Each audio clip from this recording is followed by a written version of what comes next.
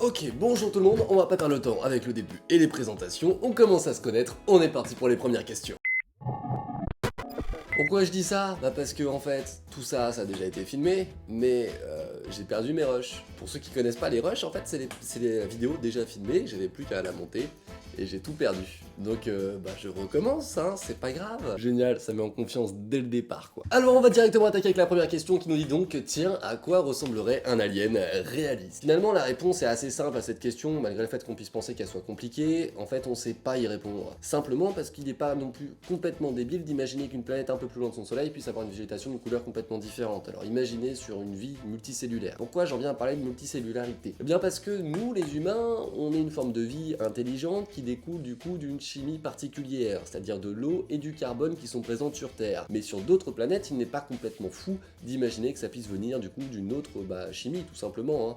Et c'est d'ailleurs aujourd'hui ce qu'on recherche plus ou moins. C'est-à-dire que finalement, en termes d'exemple de vie, on n'a que la nôtre, celle qui est présente sur la Terre, et je parle pas que des humains, mais celle qui est présente sur la planète de manière générale. Alors du coup, imaginez ce qui peut être trouvé sur une autre planète et qui soit réaliste, je sais pas vous répondre à cette question. Ça peut être une forme de vie qui nous ressemble, comme complètement différente de la nôtre, peut-être même physiquement ou sur d'autres points. Alors honnêtement, on sait pas, et on verra. Enfin, si on voit. Ça, a priori, on n'en est pas sûr non plus. Penses-tu qu'on pourrait trouver de la vie sur certains satellites naturels du système solaire? Et dans ces cas-là, quid du paradoxe de Fermi, le grand filtre serait devant nous. Tout dépend de ce que l'on entend par le mot vie et de chimie. C'est-à-dire qu'aujourd'hui, comme je l'ai dit précédemment, les exobiologistes cherchent du coup des chimies qui pourraient fonctionner pour du coup développer de la vie. Mais le problème c'est qu'on ne sait toujours pas exactement ce qui pourrait fonctionner à ce niveau-là. Donc effectivement, il pourrait potentiellement y avoir des chimies différentes des nôtres sur des satellites qui sont du coup autour de nous, qui pourraient du coup développer de la vie, notamment des bactéries, etc. Ça, on en est déjà plus ou moins certain. Maintenant, si tu parles de forme de vie intelligente, comme je pense que tu sous-entendais, et donc d'aliens, je suis persuadé que non, mais ça c'est une réponse proprement personnelle. C'est-à-dire que finalement, tout le monde pense ce qu'il veut, en tout cas aujourd'hui on n'en a toujours pas découverte, et je pense pas que l'on en découvre un jour. En tout cas, si jamais on n'arrive pas à trouver de chimie qui puisse développer de la vie parce qu'on n'a pas encore ces connaissances pour, il n'est pas improbable que l'on passe à côté de certaines formes de vie. Mais maintenant, trouver des aliens, ça, c'est autre chose. Ok, stop 2 petites secondes. Si vous voulez voir d'autres vidéos comme ça où je réponds à vos questions, il faut me poser plein de questions, hein, c'est très très important. Quel que soit le sujet de vos questions, tant que ça touche du coup à l'espace et aux aliens, ça me plaît, ça me parle. Vous connaissez la musique, si vous voulez me soutenir, vous mettez un petit like, vous abonnez à la chaîne, ce sera superbe. Je vous laisse avec la suite de la vidéo, à tout de suite. Quel serait l'impact sur l'humanité si les aliens venaient à cohabiter avec nous? Bah c'est compliqué, pour plusieurs raisons évidentes. La première, c'est que déjà en tant qu'humain, on cohabite mal les uns avec les autres, déjà. Déjà une première chose. Que ce soit pour des questions de création humaine avec les religions ou simplement d'origine et de continent, on a déjà du mal à s'entendre entre nous. Alors imaginez avec quelqu'un qui vient de plusieurs années-lumière. Ça doit être rigolo la cohabitation. Ce que je veux dire par là, c'est que en tant qu'humain, on a du mal à cohabiter ne serait-ce qu'avec les espèces vivantes sur la planète. Déjà que ce soit la végétation, les animaux ou même l'environnement de manière générale. En plus de ça, on a aussi du mal à cohabiter entre nous. C'est-à-dire qu'il y a des humains qui peuvent pas se blairer. Bon, c'est comme ça. Même des fois, ça n'a aucune question de religion ou d'origine. C'est juste le fait que certaines personnes n'accrochent pas les unes avec les autres. Après, on a été assez cons pour créer du racisme et du coup des discriminations. Bon, ça c'est autre chose, ça fait partie de ce que je considère comme étant la connerie humaine. Mais ça, c'est simplement mon avis. Oui, mais tu veux un monde de bisounours? Non, c'est pas la question. C'est vraiment pas du tout la question. En attendant, si une forme de vie, du coup, venait il y a plusieurs milliers d'années-lumière pour venir nous rencontrer et qui voulait cohabiter avec nous, à mon avis, hein, ce serait un sacré bordel. Déjà parce que on n'aurait absolument pas vécu les mêmes choses. Ensuite parce qu'il se placerait certainement en tant que supérieur ou pas, si ça se trouve c'est juste une idée préconçue à cause de la science-fiction, mais en attendant il serait plus intelligent et plus évolué, donc il n'est pas impossible qu'il veuille prendre le pas du coup sur l'humanité et du coup nous réduire plus ou moins en esclavage, ou en tout cas nous utiliser. Mais en tout cas il n'est pas improbable qu'un peuple qui vienne de plusieurs centaines d'années-lumière fonctionne de la même façon, comme il n'est pas non plus improbable qu'il fonctionne d'une façon complètement différente, et que si ça se trouve ce soit eux qui se soumettent à nous puisqu'ils viennent vivre chez nous. En fait j'en sais rien. Pour faire une réponse rapide, je sais pas, mais je vous donne des éléments de réflexion. Maintenant, vous en pensez ce que vous voulez. Et le problème, c'est que ça vient plus ou moins des questions. C'est-à-dire que vous m'avez posé énormément de questions du style, pourquoi est-ce qu'il viendrait nous voir? Ou si jamais il venait nous voir, qu'est-ce qui se passerait? Ou qu'est-ce qu'il voudrait apprendre de nous? Et finalement, ça, je peux pas répondre en donnant des éléments concrets. Tout ce que je peux vous donner, c'est des éléments de réflexion et vous donner mon avis personnel. Mais je suis pas un alien, je peux pas vous répondre. Ouais, je sais, je suis un peu reptilien sur les bords, mais ça n'a rien à voir avec les aliens, hein. Mais du coup, j'ai quand même attaqué, pourquoi est-ce que les aliens viendraient-ils nous voir? Et là, je vais vous faire une vraie réponse philosophique, c'est-à-dire que pour savoir ce qui pourrait nous rendre intéressants auprès des aliens, il faudrait déjà savoir ce qui nous rend unique, parce que ce qui nous rend unique fait en sorte que l'on est intéressant et que du coup, il y a quelque chose à découvrir pour eux qui ne connaissent peut-être pas encore du fait que l'on est unique, vu qu'on est humain et potentiellement les seuls. Bah, c'est gay ça. Le problème, c'est que pour savoir ce qui nous rend unique, faut connaître des gens qui sont différents de nous. Et en l'occurrence, jusqu'à preuve du contraire, en tout cas, on n'a toujours pas rencontré de forme de vie extraterrestre différente de la nôtre, même similaire à la nôtre en fait, on n'en a jamais vraiment découvert du tout. Et là, bien sûr, je parle de forme de vie intelligente. Et quand je parle de forme de vie différente, je parle à une échelle planétaire, c'est-à-dire aussi bien les animaux, les végétaux que les humains. Et je vois pas d'autre intérêt que le fait de venir nous voir pour discuter, échanger et apprendre, que ce soit aussi bien pour eux comme pour nous, donc du coup savoir ce qui nous rend unique pour qu'ils puissent le comprendre. Mais après tout, peut-être que la réflexion elle se fait pas là. Peut-être que finalement, s'ils veulent venir sur la planète Terre, c'est aussi bien parce que on est là, mais surtout peut-être parce que la Terre est plus riche que nous. Peut-être que ce qui nous rend unique, en fait, ce n'est ni plus ni moins que notre berceau et donc notre planète. La prochaine question est donc pourquoi est-ce qu'ils joueraient à cache-cache avec nous? Eh bien, peut-être simplement qu'ils préfèrent rester dans l'anonymat pour plusieurs raisons. Et là, je vais du coup tirer une théorie qui viendrait notamment directement de Star Trek. Alors certes, c'est pas une vraie référence scientifique, ce n'est que de la science-fiction, mais il y a certaines réflexions philosophiques qui du coup paraissent intéressantes pour répondre à cette question. Notamment la première, dans Star Trek, du coup, il y a une espèce d'union des peuples intelligents qui du coup ont une espèce de loi qui fait qu'ils ne vont pas aller interférer avec une forme de vie primitive qui est en train de se développer pour du coup ne pas intervenir dans leur développement et ne pas passer pour des dieux comme pourrait l'expliquer la théorie des anciens astronautes.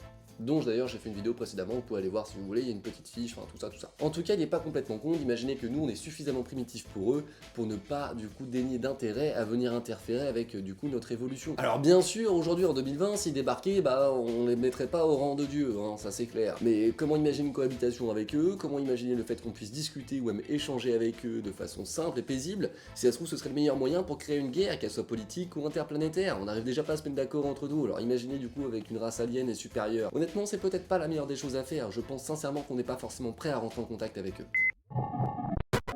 Après avoir traversé une partie de l'univers, pourquoi est-ce qu'ils ne privilégieraient pas un contact franc en y laissant une preuve bien concrète? Eh bien en fait la réponse elle est assez simple. Déjà peut-être qu'ils n'ont encore jamais traversé une partie de l'univers pour venir nous voir, ou peut-être qu'ils sont d'ailleurs encore en chemin, on sait pas vraiment. Mais là je pense qu'en posant cette question tu pars du postulat que ça a déjà été le cas, qu'ils ont déjà traversé une partie de l'univers pour venir nous voir. Et dans ces cas-là je suis d'accord avec toi, ce serait mieux de privilégier un contact franc, quitte à y laisser une trace du coup pour nous faire comprendre qu'ils sont passés.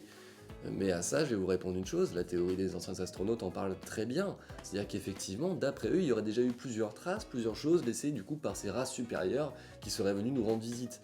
Peut-être que c'était en d'autres temps, peut-être que c'était à l'ère primitive de l'humanité, ou peut-être que c'est pas encore et que ce sera que plus tard. Ou peut-être qu'on sait simplement pas relever ce qu'ils eux considèrent comme un contact franc et comme étant une trace. Peut-être que pour nous, laisser une trace, c'est offrir un objet, laisser une trace physique. Peut-être que pour eux, c'est tout autre. Peut-être que pour eux, c'est un signal radio, ou je sais pas, une couleur, une lumière, un éclair. Ça peut être différentes choses qu'ils considèrent eux comme contact que nous ne considérons pas forcément comme contact. Avant même de s'intéresser à l'intérêt pour eux de le faire, il faut simplement s'imaginer qu'ils puissent avoir une évolution complètement différente de la nôtre avec du coup des principes moraux et des principes de fonctionnement en eux qui seront complètement à l'écart, ou pas, c'est possible qu'ils aient les mêmes, ou simplement des petites différences. Mais il n'est pas non plus impossible qu'ils fonctionnent d'une manière complètement différente qu'on n'arrive même pas à comprendre comment ils pourraient réfléchir. En fait, ce qui serait le plus intéressant pour nous, c'est qu'ils laissent une trace scientifique, quelque chose sur lequel du coup on peut travailler, avancer, apprendre, comprendre et développer. Si jamais ils nous laissent une statuette par exemple, mine de rien, ça va pas beaucoup nous avancer là-dedans. C'est-à-dire que le réel intérêt pour nous, finalement, de découvrir une forme de vie plus intelligente qui a fait autant de chemin, c'est d'apprendre d'elle. C'est de savoir comment ils ont fait, savoir ce qu'ils ont vu, vécu, compris, connu.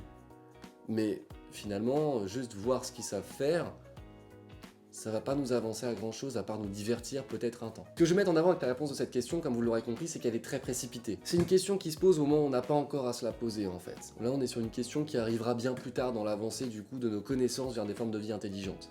Mais vraiment, on n'en est pas là quoi.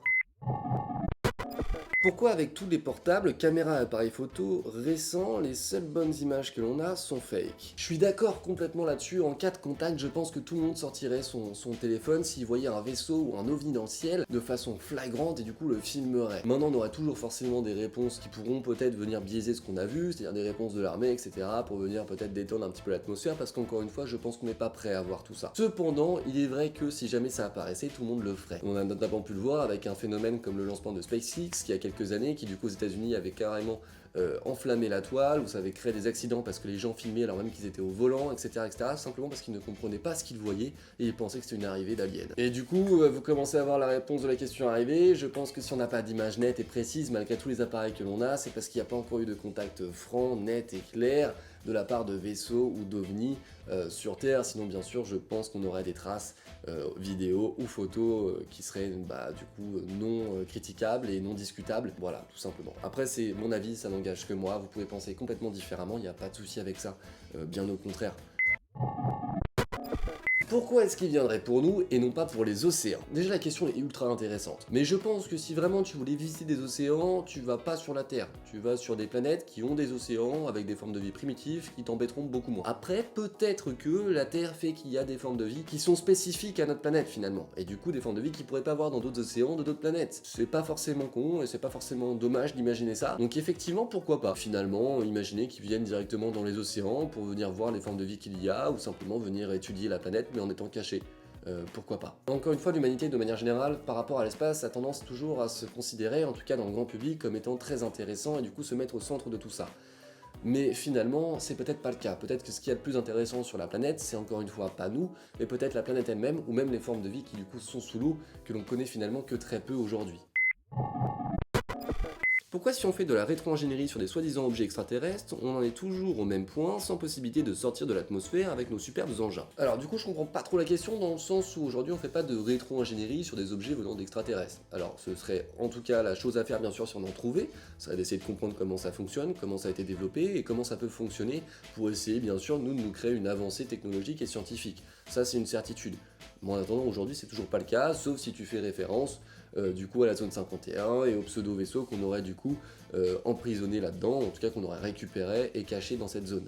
J'en ai fait une vidéo, si vous voulez vous pouvez aller voir du coup si vous voulez comprendre de quoi je parle là maintenant, mais aujourd'hui moi personnellement j'ai aucune preuve, personne ne m'a apporté un dossier ou personne ne m'a emmené là-bas pour que j'aille voir et que je vois qu'il y a bien une soucoupe volante.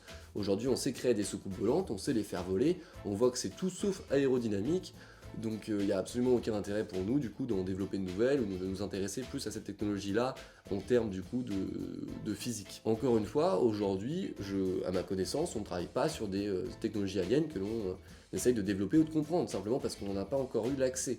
Voilà, tout simplement. La deuxième partie de la question que je ne comprends pas, c'est que quitter l'atmosphère, ça on sait le faire aussi en fait. Quand on part dans l'espace pour aller du coup sur la Lune ou autre, on quitte l'atmosphère terrestre. Après, de manière plus spéculative et du coup philosophique, il n'est pas non plus impossible d'imaginer que si jamais on découvre une technologie comme une technologie alien sur Terre et qu'on essaie de la comprendre, on ne la comprenne pas, simplement car la technologie pourrait très bien être entièrement différent des nôtres et ne pas fonctionner sur les mêmes piliers fondamentaux et du coup nous apporter un vrai problème de science et on se dirait c'est bien, on a une espèce de boîte de Pandore devant nous, on sait pas trop quoi en faire et finalement on serait bloqué au même stade.